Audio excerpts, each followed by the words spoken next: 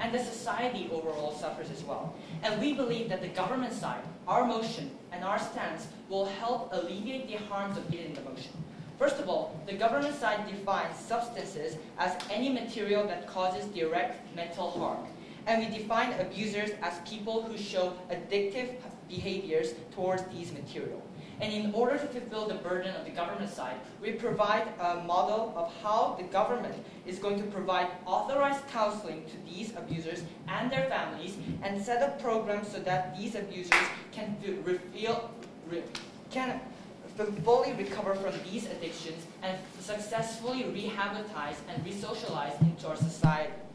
Without any further ado, I'm going to introduce some of the three substances I'm going to talk about in my speech, and my Deputy Prime Minister, Dong Kim, is going to talk about the fourth substance.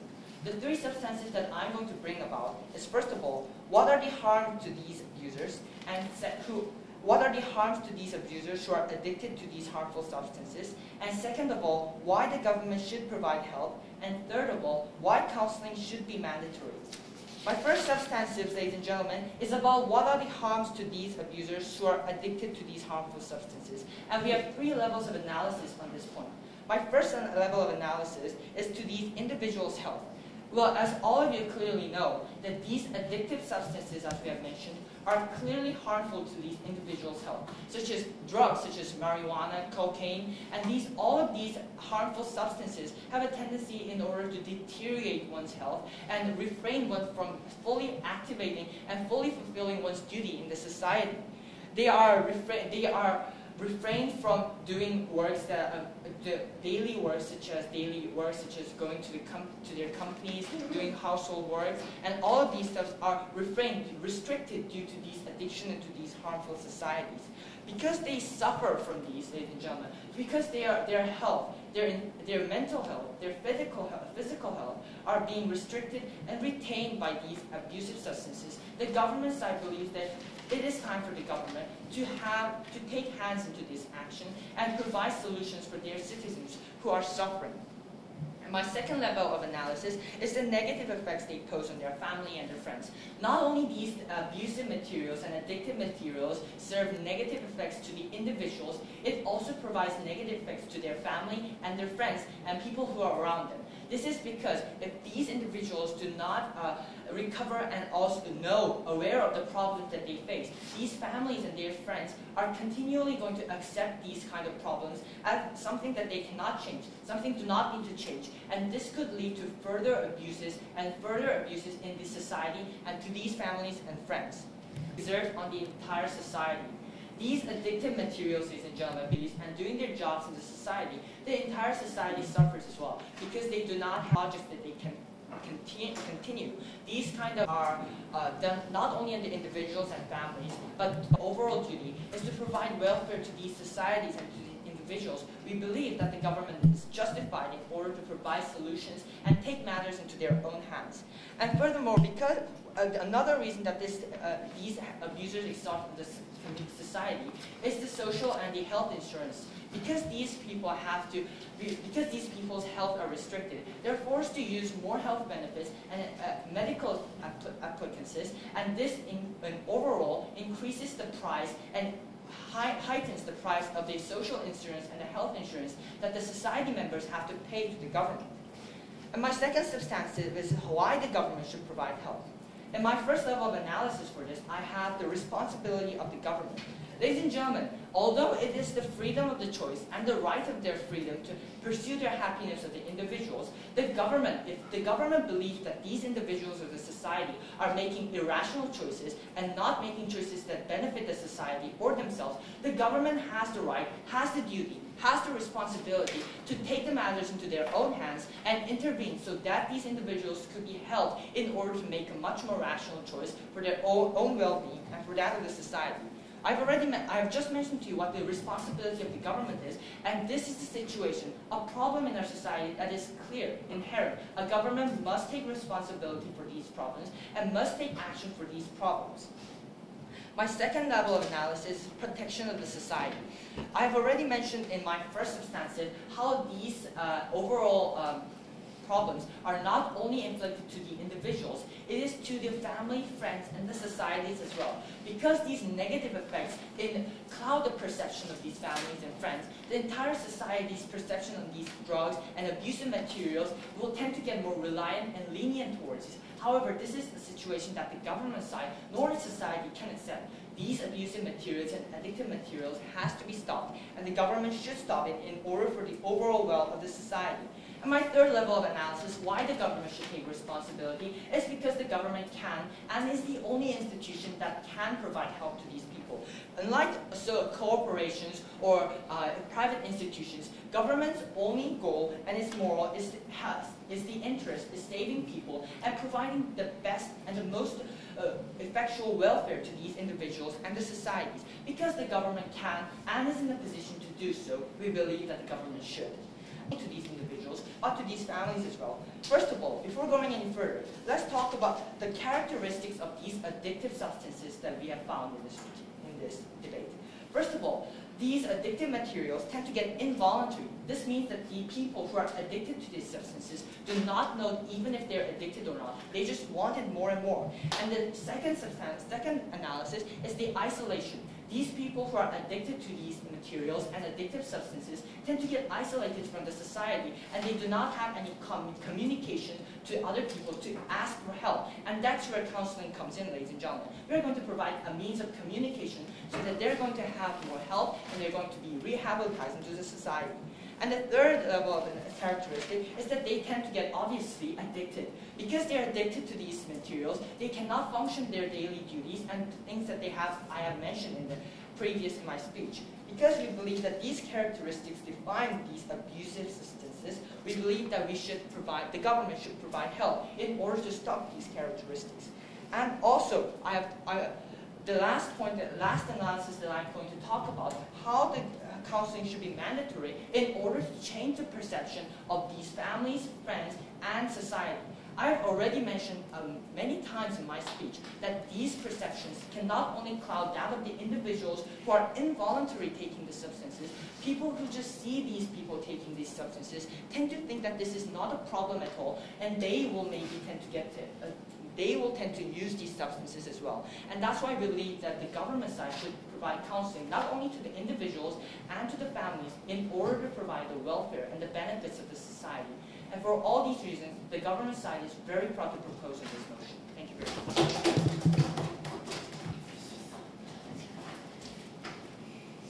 Government sees a problem.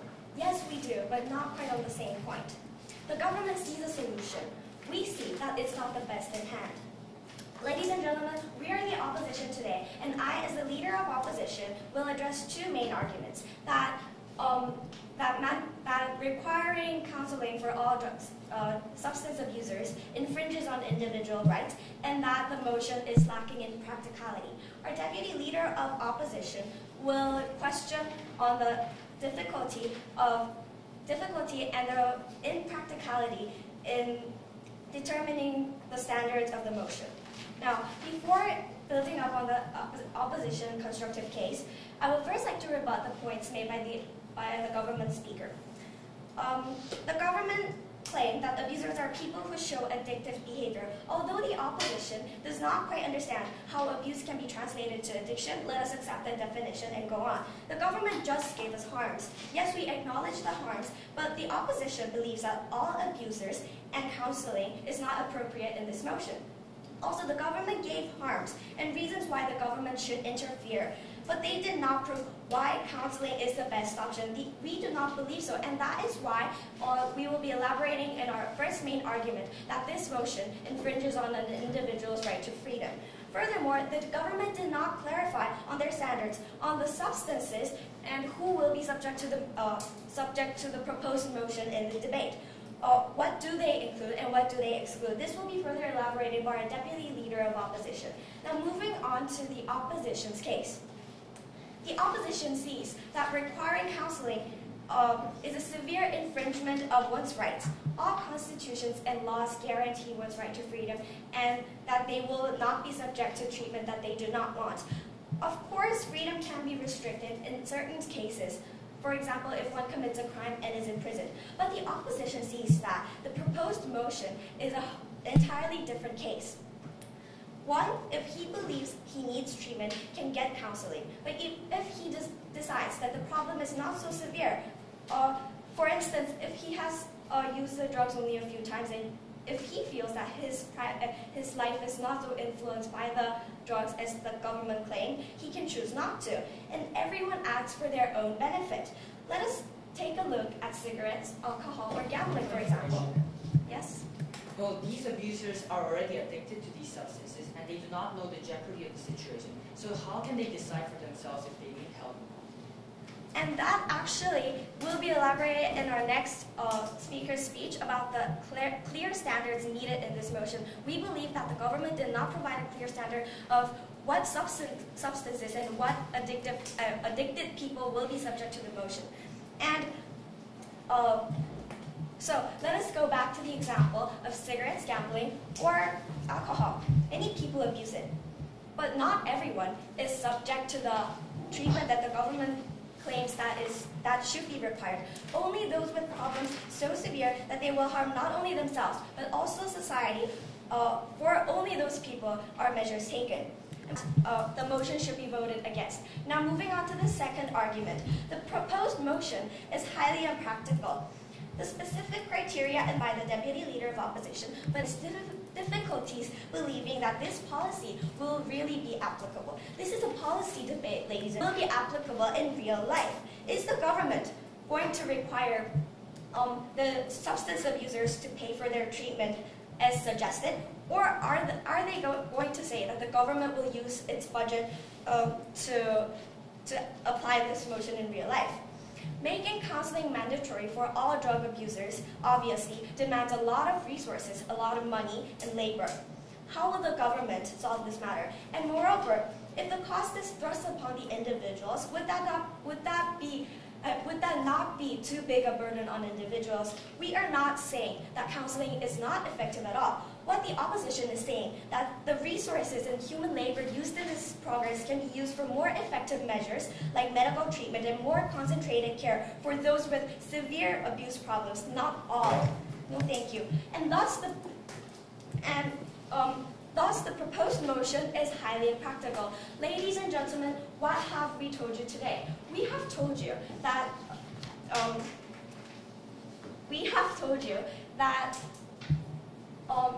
making counseling mandatory for all substance abusers is a severe infringement on freedom because it requires people to take counseling even if they believe that the problem is not so severe, and that takes away not only their time and money, but their freedom away. And next, we proved that the motion suggested by the government lacks in practicality. And our Deputy Leader of Opposition will be questioning the government for clearer standards and clearer standards in this motion. And that, ladies and gentlemen, is why we urge you to vote against this motion. Thank you. Okay, vote for 5 minutes and 53 seconds. Now, Mr. to the podium.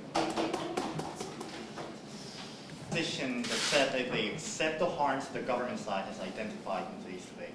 They said that they also recognize the problem within the status quo, that there is a harm within these drug abuses, that these abusers that we have defined in the motion causes to society, and then there's a harm that these abusers are causing to themselves.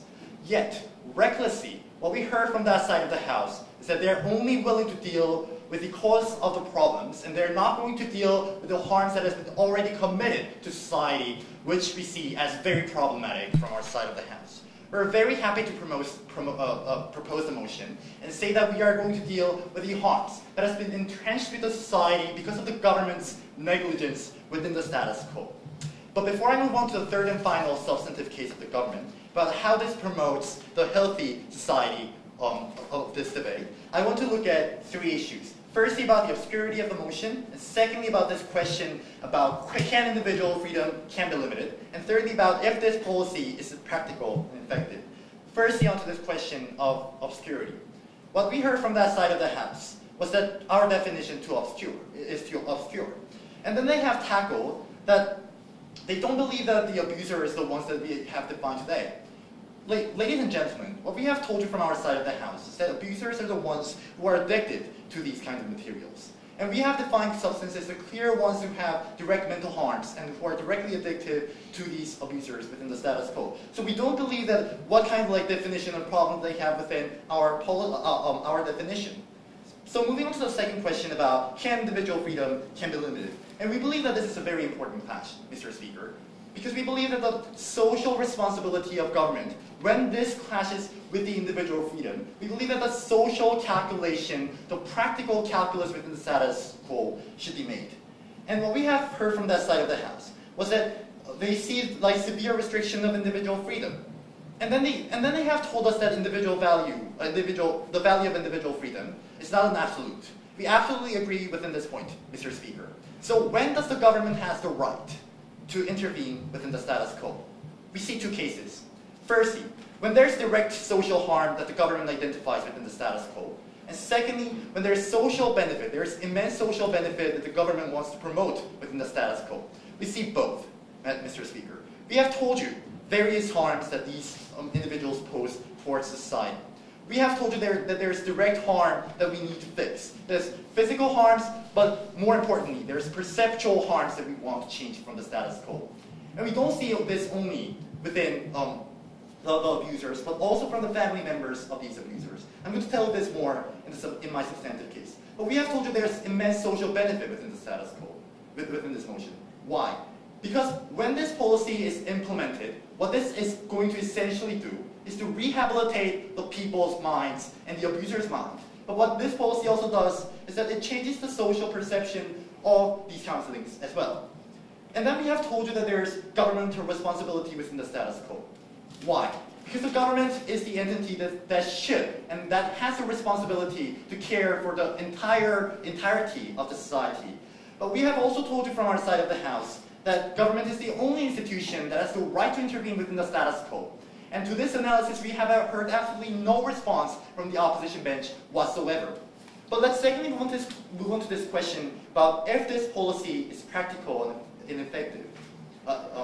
What we heard from that side of the House is that, government uses the budget of the people. We acknowledge that from our side of the House. We have told you that government is going to use its own money to provide care for these citizens.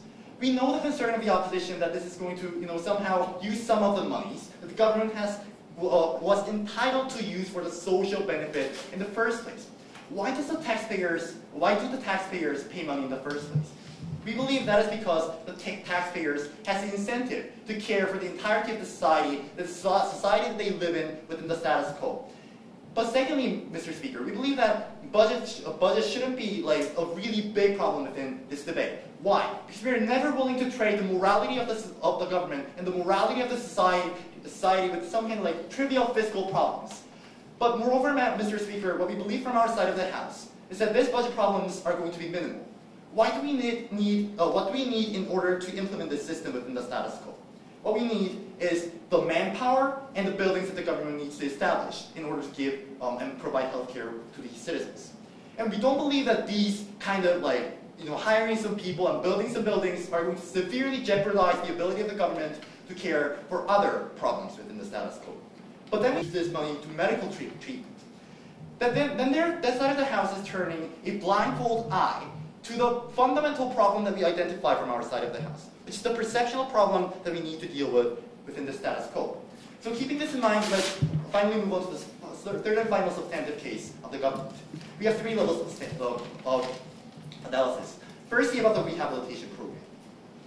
We want to tell you why counseling itself is effective. Why?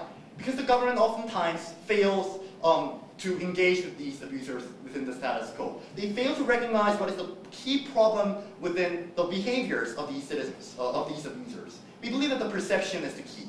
Why? Because they believe that what they're doing within the status quo is okay, and they don't have the mentality to actually refuse the kind of abuses and the addictions that they see within the status quo. And because the government within the status quo only tries to care for individuals who voluntarily comes up to the government rehabilitation center and say that, hey, I need these kind of problems, I need you to deal with me. What we see within the status quo is that government oftentimes only deals with a small minority of these individuals within the status quo. Because most of them don't recognize, perceptually don't recognize the problem, and they don't show up to the governmental rehabilitation centers in the first place.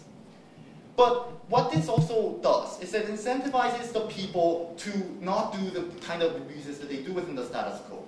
We believe that what this policy does is to calculate and quantify the amount of harms that these family members of these individuals receive. And what we believe this policy does is to signify that these harms are significant to these individuals as well. And what we believe from our side of the house is that if the counseling continues, what this signifies to these individuals is that they have the massive harms to their family members. And we believe that this perceptual change is the key to solving the problem within the status quo. But secondly, we believe that this incentivizes the people, the family members of these abusers, to report in the future. Why? Firstly, because the government has a backup plan for these individuals. What these individuals are being done within the status quo is that they're often victimized to a severe degree. They depend upon these abusers because the government does not guarantee any fundamental solution within the status quo. Our policy clearly changes that by giving them a comfort, giving them a place to rely upon to these individual members who have been victimized by these abusers. But secondly, we believe that there's future effect that the government can expect within the within our policy. Why?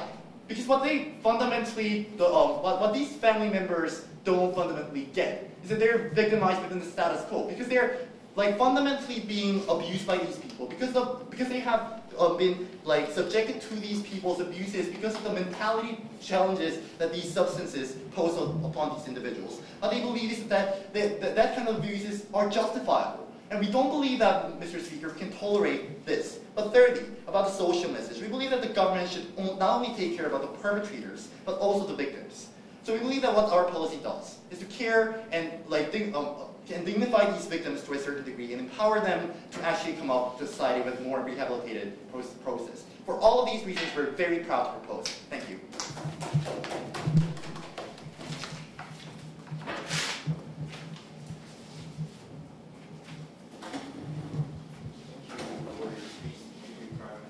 For 8 minutes, 31 seconds. Now, I would like to invite the deputy leader of opposition to vote. Government is proposing an unrealistic solution, ladies and gentlemen. And it fails to take many things into account. In this speech, ladies and gentlemen, I am going to prove why the government side is just dreaming in an ideal world. Well, in this speech, I'm going to first start with my arguments. It's usually better to start with the rebuttals, but I think that for a better speech, it is better to start with my arguments because they help understanding the logic of my rebuttals. And first of all, to start with my argument, is that the subject of this policy, ladies and gentlemen, is inappropriate and unrealistic. The government side proposes all substance abusers to receive mandatory counseling. Ladies and gentlemen, alcohol and nicotine are substances that people use daily. The majority of the adult population smoke cigarettes and alcohol every day. Well, they do show addictive behaviors toward alcohol and nicotine, and they do suffer mental harms from after they drink or smoke. So it perfectly fits their definition of who should receive these counseling. Then, ladies and can you explain the mental harms that an individual gets after he or she smokes? it's quite clear, isn't it? Like headaches, smoking, the detrimental effects of it. It's clear in the society. Everyone knows it. Well, does this mean that this myriad number of people will have to have mandatory counseling, ladies and gentlemen? This simply makes no sense at all. Counseling will become a daily routine in most people's life. Who will pay the money? Where will we hire the workforce? Drinking and smoking is one of the most enjoyed activities of mankind, ladies and gentlemen, and this is the reality. And in order to solve this problem, they are going to suggest putting all these people into counseling activities that just doesn't make any sense. The government side is trying to say, yes, sir. We're not talking about the people who just regularly drink soju like daily. We're talking about the people who are addicted to these kind of substances who cause severe mental and social harms to the society. see, that's a problem, ladies and gentlemen, because how are you going to decide who is addicted to it and who is not? The criteria is unclear, and the only possible way in this policy mentioned is to put all people who shows an addicted behavior to these substances, and that was their definition. So this case that I'm saying perfectly fits what they are saying. Well, the government side is saying that even these people who don't necessarily need these counseling should also have mandatory counseling. This is a waste of social resources, ladies and gentlemen. You have to take consideration the degree of using substances into mind. And furthermore, why the family? A substance abuser is likely to have at least 2 or 4 members in his family, if not more. Why should all of them receive counseling, ladies and gentlemen? Isn't this a huge waste of resources, money, time, labor, and everything? The government could say that the family somehow affected the substance abuser to use that substance. However, a family is only a small factor for why a person may abuse substances. Stress, personal situations, there are so many other factors. Yes, sir? The problem that we identify from the government bench is that these people are victimized systematically because of the abuser's substance and their mentality change. And they're repressed to voice out their opinions within the status quo. That is what the government bench is trying to change. Are you asking? Out of order. But family is only a small factor for why a person may abuse, as I was saying. Well, just for this small factor, why should the countless number of families receive counseling, ladies and gentlemen? Some family members are likely to have absolutely no relation with the person who have abused drugs. Why are we including every one of them to this counseling and wasting resources that we can use to solve more urgent situations? And now with this logic, I am going to start rebutting the arguments made by the government.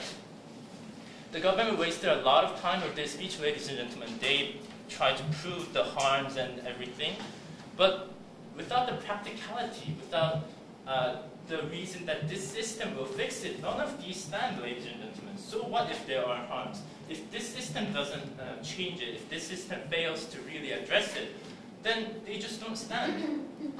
Why the government, and furthermore, about why the government should prioritize, and about the irrational choices. They have said that the government has the right to help these people. We don't really understand, ladies and gentlemen, why does the government have the right to intervene upon all these peoples that I have mentioned? Do they really harm others? Do they really commit crimes that should really receive the attention of the government? The subject is too large, ladies and gentlemen. Addressing subjects include too many people. And because of this problem, ladies and gentlemen, we believe that the government does not have the right to infringe upon these people's freedom. Why the members of the family, again, ladies and gentlemen, why does the government have the right to infringe upon a family member who may have no direct connection with the person who have had used the drugs or whatever the substances, or alcohol or nicotine?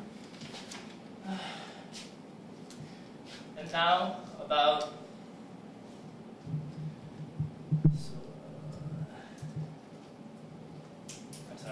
and about the policy practicality. They have only addressed the point about the tax and the money, ladies and gentlemen, but this was only a small part of our argument. What we really wanted to address was that this policy was just trying to make things possible that are really impossible. Subjecting all these people to counseling, this is the problem. We think that. Yes, sir. Don't you realize that there is no harm in problem in the status quo? Counseling has no incentive to continue. But if there is harm, you are perpetuating the harm that these individuals are receiving within the status quo. Don't you realize that? Sorry, can you repeat? If there is no harm, don't you realize that the fact that if there's no harm or problem within the status quo, counseling has no incentive to continue. But if there is harm, you're perpetuating the harm that these individuals, the family members, are receiving within the status quo. Counseling may be necessary, ladies and gentlemen, but not in this way, that the policy that they have suggested. Ladies and gentlemen, this is not the solution. We acknowledge the fact that there needs to be a solution, but this is not what we want, ladies and gentlemen. And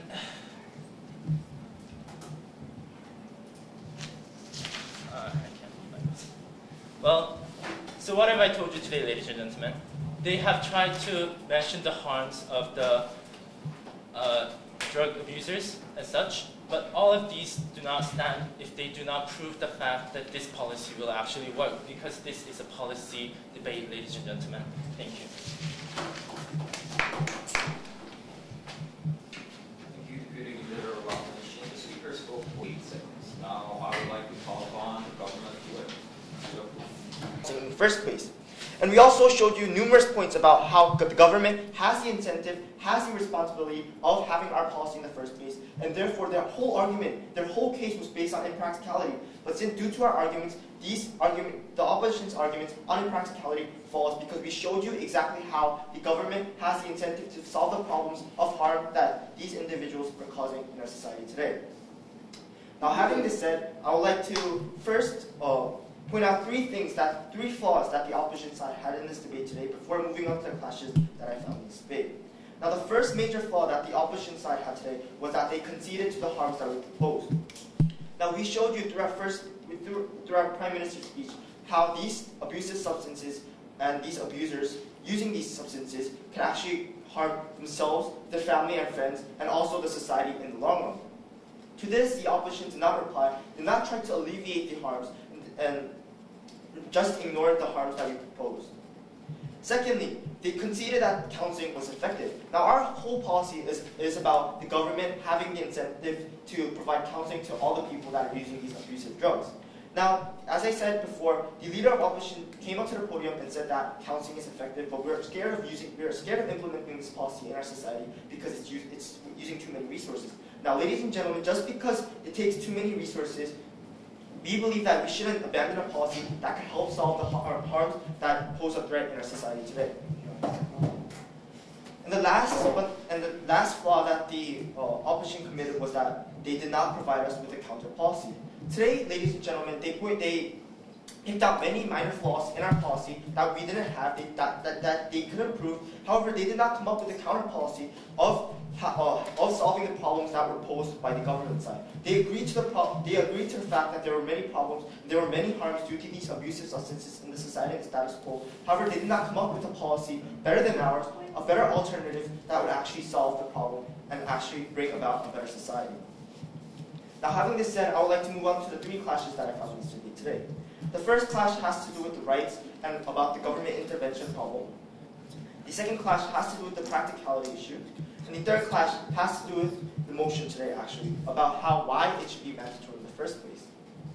Now, I would like to move on to the first clash about the rights. Today, the government side showed you exactly why the government has the responsibility and for the sake of Social Security, has to intervene with these people abusing these drugs. However, the opposition came up with an argument about individual rights, individual freedom and liberty, and told us how these people are like any other human. They have the right and the liberty and freedom like any other person in the society.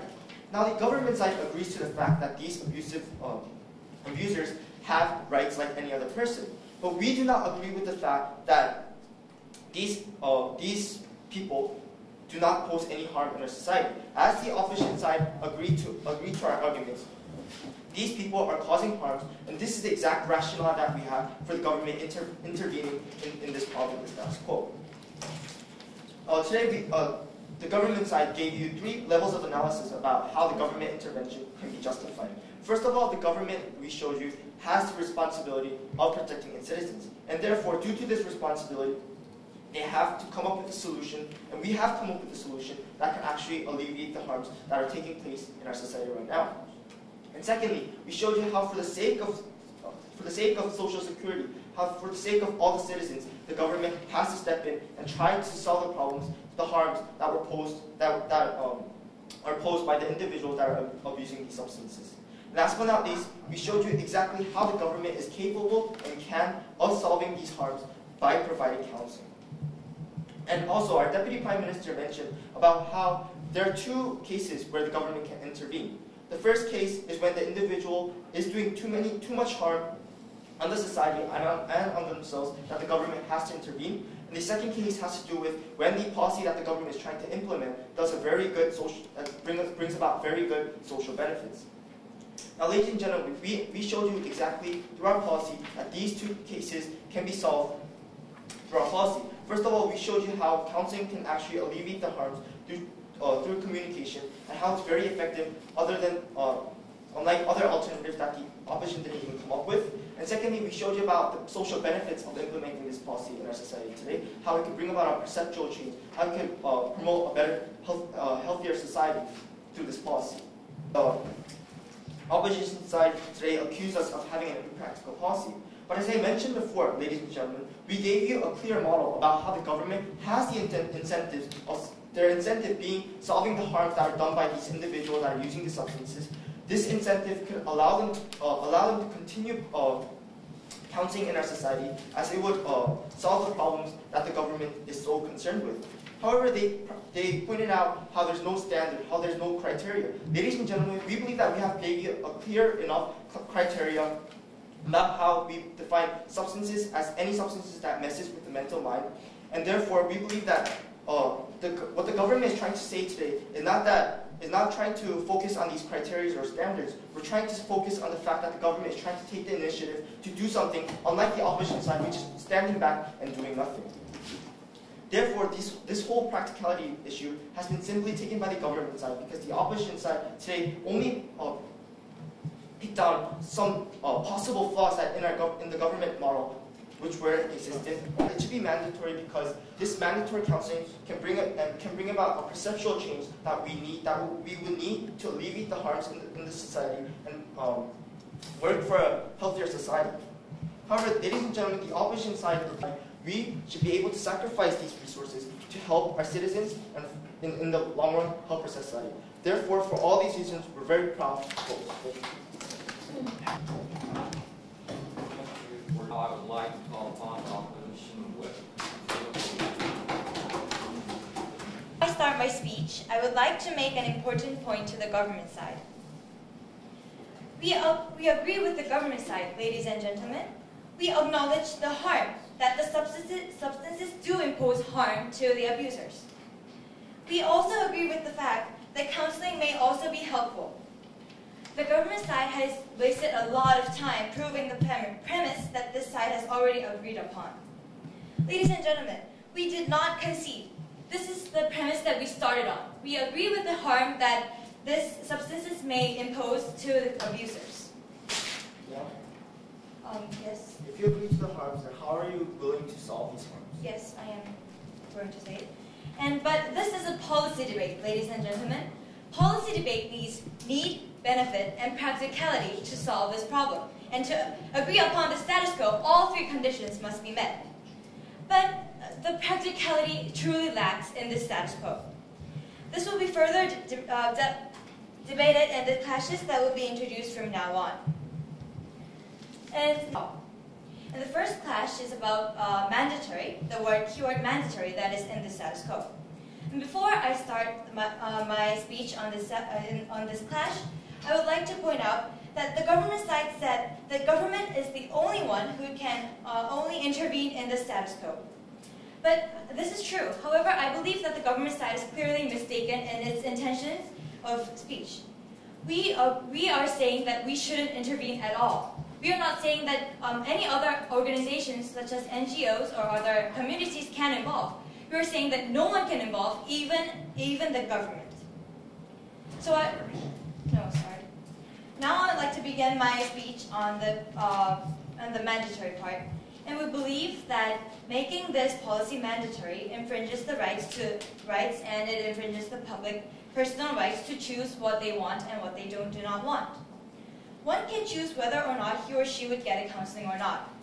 We're not going to let the abusers just hang around and go to their work.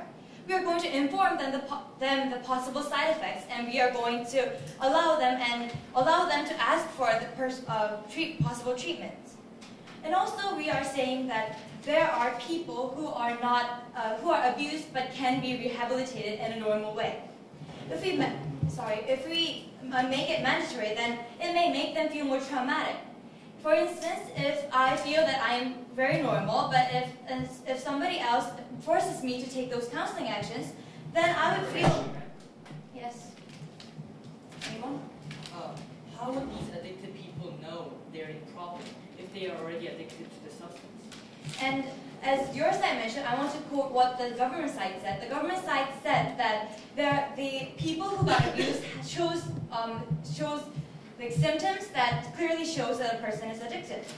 And the side has tried to has considered those abusers as people who cannot make decisions. This is a very extreme expression. The fact, even though maybe I am a cigarette addiction, I got addicted to cigarettes, does not mean that I cannot live normally. I can make my own decisions, and I can know, whether or not I have to take a counseling or not. Even though I may not realize it, the government institutions or my families or my friends who knows my symptoms can inform that to me. The second about all substance abusers and their family. The government side has quoted that substances means any material that we want. The opposition side wants to ask, does this include cigarettes or alcohols? Yes, it does. Yes, it does, we believe. And we believe that controlling all of people who got addicted to cigarettes, alcohols, or any other drugs is impractical. Just on the family part. We agree with the fact that yes, families may also be subjected to certain traumas, and that they may probably be the reason why those people became abused. However, this also leads to the problem of impracticality, which is the third clash I am going to discuss. The government side has quoted that the morality of the society cannot be traded with the budget.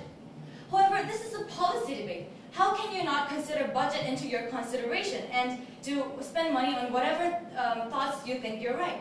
Counseling, every addictors counsel may help prevent the future crimes, does not mean that everyone should get counseled when, first of all, it is not impractical, and second of all, there might be people who are normal and can make their own decisions, yes? Point is why that government needs to spend a lot of money to hire some people and build some buildings. So what's your question? So why does the government have to spend a lot of money that jeopardizes the government's ability to spend budget on other social areas? What are those areas? So then why does the government have to save money in the first place? Government can just simply build buildings and hire people. That's the only cost of our policy. So you believe that the budget spent on military or other important activities should be cut down in order to just make them prevent from future several crimes? That is impractical, I believe. And we want to, lastly, we want to point out several facts. The government side, in their rebuttals, said that we didn't provide an alternative. But we actually did in our first speech and in our second speech. We provided an alternative as a medical treatment concentration. We believe that counseling is effective, and I mentioned in my first part of the speech that we agree on that premise. So we provided an alternative and mistaken. And second and last of all, it is true that our side is concentrating on practicality. But it is true because I want to focus again that it is a policy debate. Even though the budget cuts, so for all substances abuses and their family. Thank you.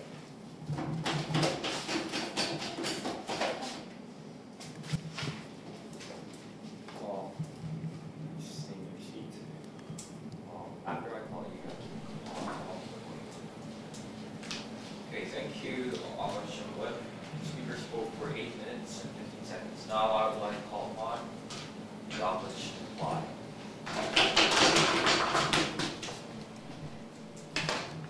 In hindsight, we believe that the keyword of this debate was need and practicality.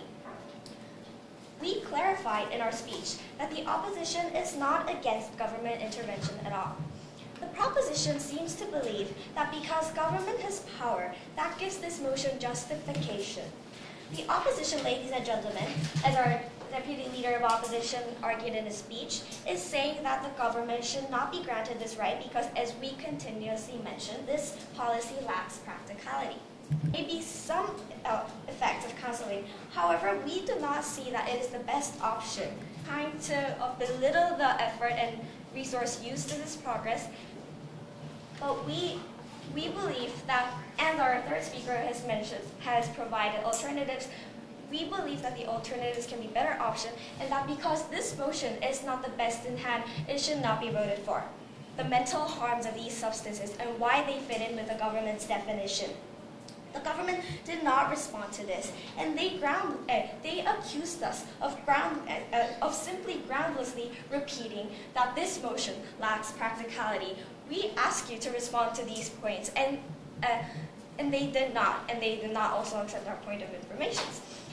And prove to you that this motion, because it's a policy debate, as we would like to emphasize more, because it's a policy debate, the government has the burden of proof to prove the need and benefit and practicality. We believe that practicality, the most important, has not been proved by the government. So There's only one factor in this debate that the government side and the opposition side agreed, and that was that these addictive substances are bad for everyone. However, on the contrary, there were a lot of differences that the opposition side and the government side had in this debate. And I'm going to talk about how these clashes have all been taken by the government side. Our first difference on this debate was about the policy. The government side, ladies and gentlemen, provided a very clear policy of how our solution, how our approach to this problem is going to be the best solution possible. And the opposition side rebutted to our policy, saying that it was not practical and its policy did not consider the budget. However, let's consider the counter policy that the opposition side brought. Basically, their counter policy is exactly the same policy as ours, except that it is not mandatory. However, in my speech and in my Prime Minister's speech and the whip speech, we have talked about how these people cannot actually perceive the situation, how they do not have the realistic means of perceiving their problems, and that's why we believe that it should be mandatory, and this policy should be mandatory. So basically, their policy is even more impractical, and as for the budget that they believe that they do not have, their counter policy has the same problem, and we have already talked about how these budgets won't be necessary.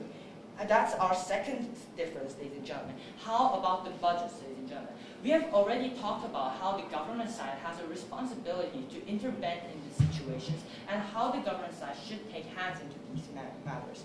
Ladies and gentlemen, they talked about the harms of these addictions and how these harms can be provided not only to the individuals, but to everyone in the society. And the government is willing to provide money, is willing to take budgets out of its budget in order to provide help and provide a solution to these problems.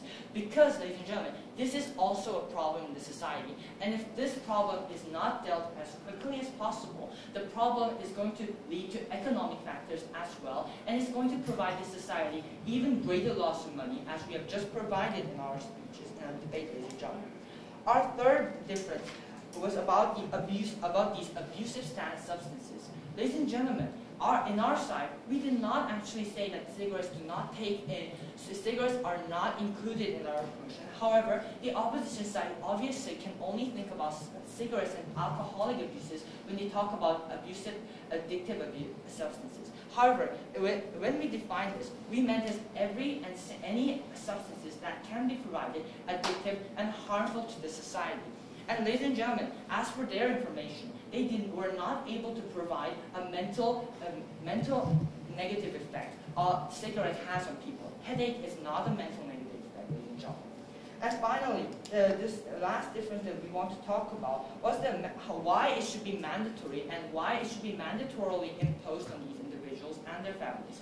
We have already talked about the characteristics of these abusive substances, how these are involuntary and how they are isolated and how it's addictive.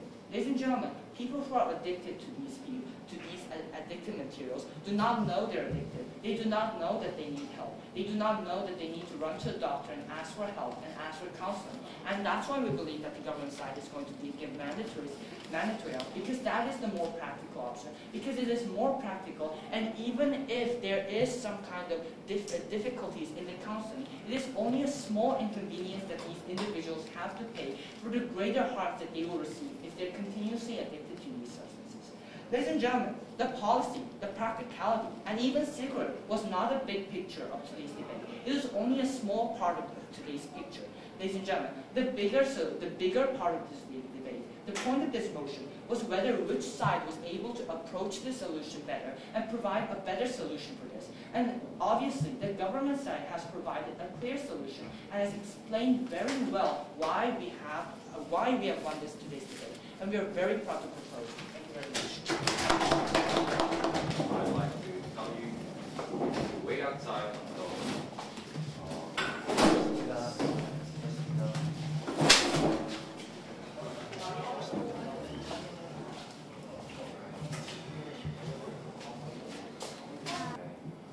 try to make a each side trying to make a substantive argument. The side was slightly better than the other. I would like to give the win to the government side. This is just the first round, so don't be so panicked about losing the first round. As there are 4 rounds left, or more preliminary rounds. So to explain why I think that the government had a better stance and a better argument. So, if you find me, you can track me down like Bounty Hunter. Yes, and okay, for the general comments. Both of you had an argument that was really, really vague. You try to make an argument. I know this was an unprepared round. However, I thought, general. I wanted to move it into that was proven by specifically in the government.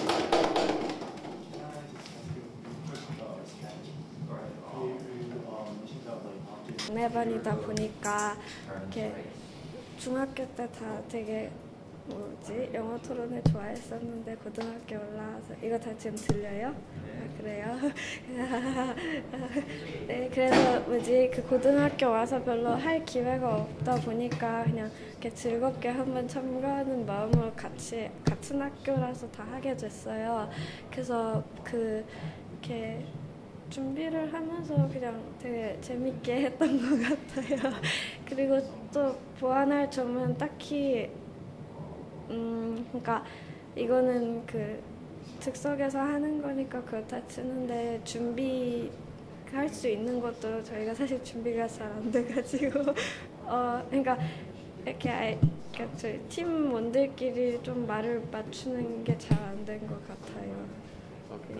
친구들끼리 이렇게 즐겁게 하려고 나와서 그러니까 준비하는데도 되게 재밌게 할 수 있었고 해보니까 또 되게 유익하고 즐겁게 할 수 있었는데 하면서 또 준비하면서 못했던 점도 보이고 좀 팀원들끼리 좀 더 생각을 더 공유하고 말을 좀 더 많이 해봐야겠다는 걸 느꼈어요. 준비한 건 아니었고 바로 즉석에서 하는 거라서 좀 약간 당황했던 것 같은데요. 그냥 전체적으로 친구들하고 같이 학교에서 연습했던 것만큼 나온 것 같아서 좋고 우승해도 기분 좋고요. 그 다음 거는 이제 준비한 거 가져온 건데 그 다음 것도 꼭 이기고 싶어요. 이제 예선전 거치면서 이제 더 잘하는 팀들도 만나고 그럴 것 같은데요. 일단 당황하지 말고 저희가 최선을 다해서 이기든 지든 꼭 즐기려고요, 이 대회. 꼭 내가 말해야 될 것만 말하는 게 아니라 친구들 얘기도 듣고 상대방 팀 얘기도 들어서 다 같이 꼭 중요하다고 생각하는 것만 말해서 전달하는 게 제일 중요한 것 같아요.